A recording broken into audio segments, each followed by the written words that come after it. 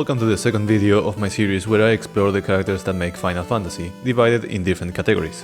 While the first one was about the protagonist of the series, as Final Fantasy VII Rebirth gave us the gift that was a playable Sephiroth, in this case I'll be talking about the guest playable characters in the games. Those characters outside of your known main core that you are able to control in very specific and usually short moments of the game.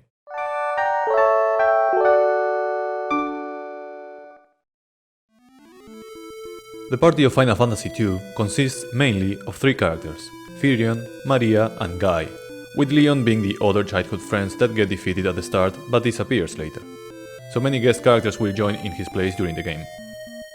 Minu is the first character that will join you after the first mission, and immediately notice that he is the first white mage of the series, with a surprising amount of spells at his disposal from the start, which makes him quite impressive at such early stage of the game. We get to see classic spells from Cure to Protect, Blink, or even offensive ones like Fear or Teleport. But of course, he will leave us not too long after, and his own fate is not the nicest either.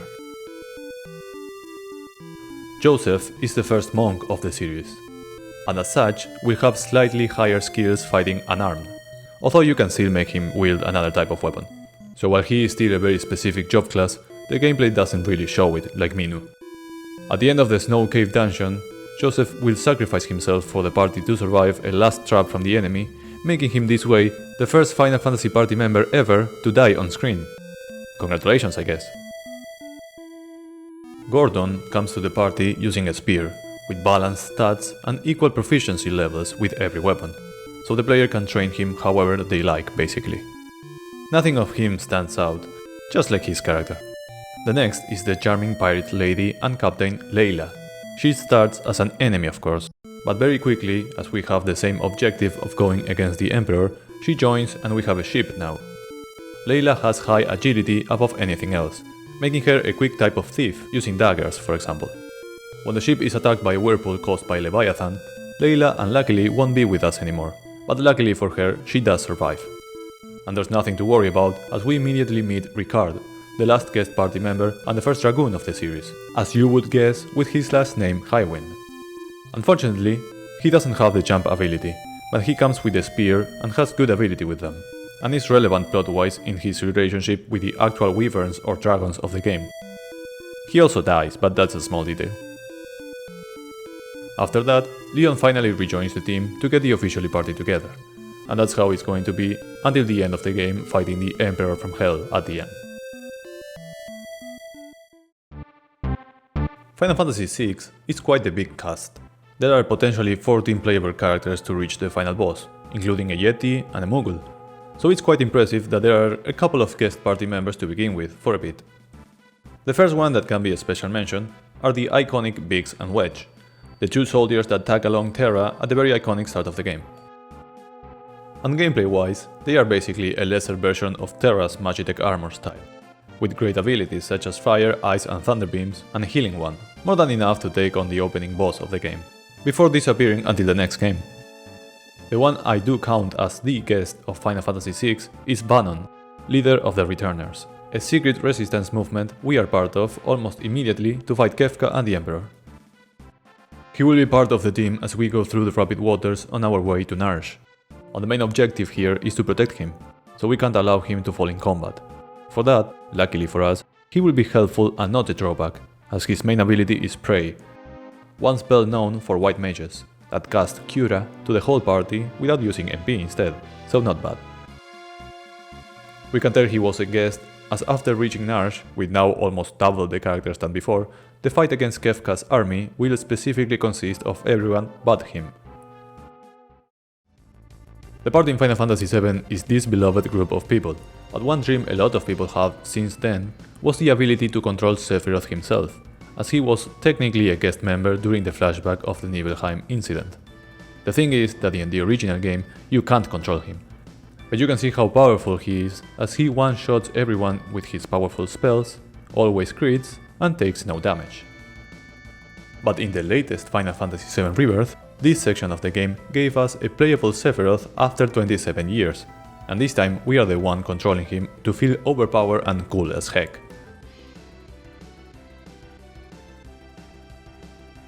Among his abilities, we can use the exact same magic he had in the original, arranged with the same set of materia, and many different abilities with his Murasame, using the triangle command, or his normal ATV abilities, like his long-range Zanshin and his iconic Hell's Gate, which he may or may not use in a cutscene to kill someone later.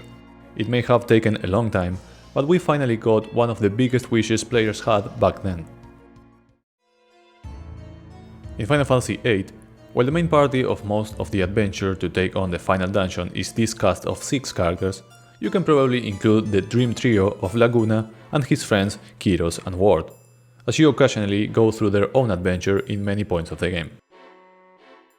So the ones I consider guests are 2. First we have, for little time, Squall's main rival and your local douche, Seifer, a character who mirrors Squall battle style with the use of a gunblade, and even timing R1 for a crit, although based on a certain knight instead. Other than that, he have a unique limit break for him, where he mimics the original intro of the game as he throws a fireball before attacking. The other guest is what at least I consider the perfect example of a boss when you fight them versus a boss when they join your party of Final Fantasy. Sorcerer Edea.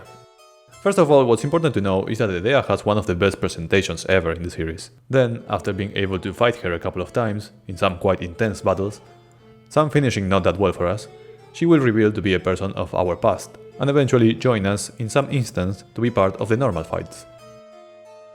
Once we control her though, I don't think she stands out that much, partially also because how Final Fantasy VIII works, in general with the Guardian Forces equipment and such. But basically she has no equipable weapon, and her limit break is Ice Strike, which hurls large icicles at one enemy target in a similar fashion to that previous scene. The main cast of Final Fantasy IX consists of these 8 characters, each with their own defined class attached to them once again. At the start of the game, you'll technically have the chance to use multiple other ones that are mainly part of the Tantalus theater group, so they are similar to Citan. But if you don't mind me ignoring most of them, I think this game has one of the coolest, if not the coolest, playable guest characters of the series, in the name of Beatrix. It's those types of characters that you want to keep using until the end, and also, unlike Edea, a character that beats you up as a boss and one that rocks as a playable character. As a party member, she acts as a paladin, as she has access to a few white mage abilities, as well as her own skill set called Seiken, which will include the ones she uses against us in the boss fights that we can't win at all, such as the abilities Shock or Climb Hazard.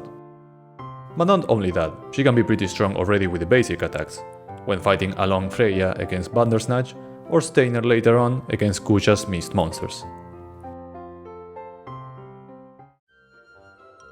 In Final Fantasy XII, the main party consists of these 6 characters, also known as the responsible adults babysitting Van and Penelope. And similar to Final Fantasy II, we have temporary guest characters that join to be a 4th option in battle.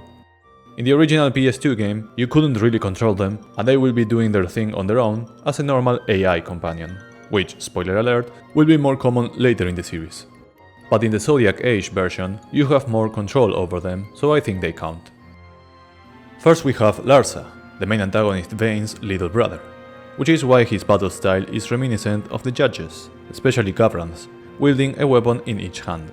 Then we have Bosler, brother-in-arms with Bash, and part of the resistance to protect Princess Ashe, who carries a great sword and doesn't have the most peaceful of resolutions. And finally Redas, a sky pirate that you meet first at Arcadia clashing against Dr. Sid, and ruler of Valfonheim, although he didn't have a happy ending too, as he was the one to sacrifice himself to destroy the Suncrest near the end. And the special mention could be Van's brother, as he's the one character you control in the tutorial section of the game. Speaking of special mentions, the following ones will be guest characters that could totally count as that, but they tend to be AI companions that you don't fully control, so it feels less impactful. Lightning Returns, for example, is a single character game, as you only control her during the fights. But in different sections of the world, you can use some companion, such as the case of Fang herself, a playable character in the original 13 game, or the Angel of Valhalla, the cutest white chocobo around. In Final Fantasy XV, there are more obvious ones. If we count the Choco Bros as the main crew, that they can be even playable with the DLCs, we have a couple of additions during either the main scenario or these mentioned extra episodes that focus on different characters, such as the case as Cor Leonis, the Lucian royal guard that protects the family.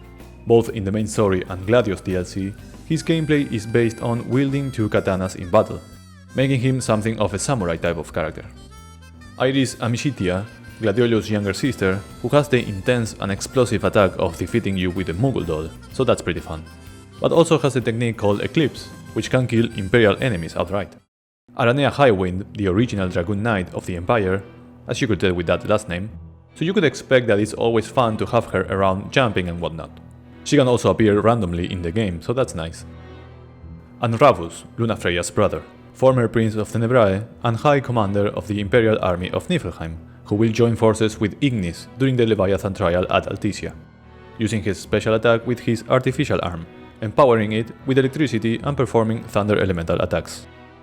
And of course, the case of Final Fantasy XVI, which similar to Lightning Returns is a single character game, so your friends such as the case of mostly Sid, Jill and Joshua will help you on the side without being able to control them. But again, as the latest game of the series showed us, it's always exciting when an unexpected character that wasn't supposed to be part of the main team is playable, and most of the time it's for some fun memories. Maybe we can see Beatrix return soon enough. Thank you very much for watching, enjoy some Final Fantasy, and I'll see you later. Love you.